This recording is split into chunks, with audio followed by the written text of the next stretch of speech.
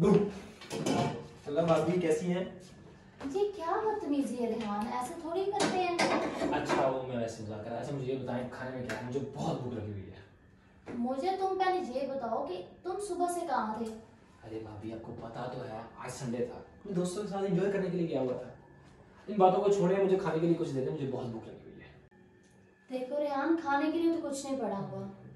आज नौकरानी ने भी छुट्टी कर ली है, तो अभी तो मैं यही चाहती हूँ कि तुम बर्तन वॉश करो और उसके बाद सोचते हैं, ठीक है? भाभी आपको तो पता है मैंने कभी ये लड़कियों वाले काम तो किए नहीं है। क्या नहीं किए? करोगे तो आओगे ना।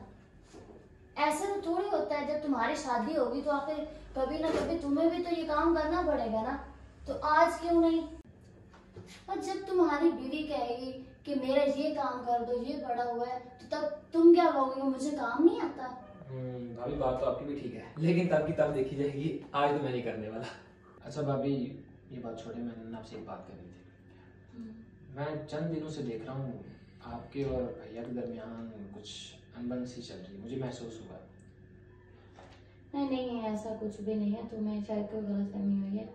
अरे भाभी एक तो मैं आपका छोटा देखो, उसके बाद एक अच्छा दोस्त भी हूँ, आप मुझे बता सकती हैं। नहीं कुछ नहीं, बस ये तो है कि जॉइंट फैमिली में छोटी छोटी बातें तो होती रहती हैं, लड़ाई झगड़े छोटे छोटे होते रहते हैं।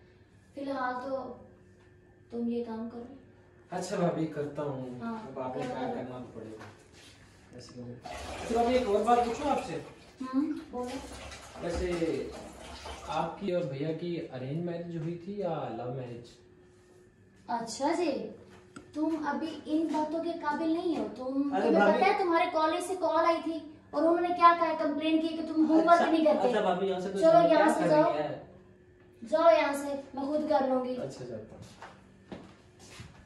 पागल ना हो तो।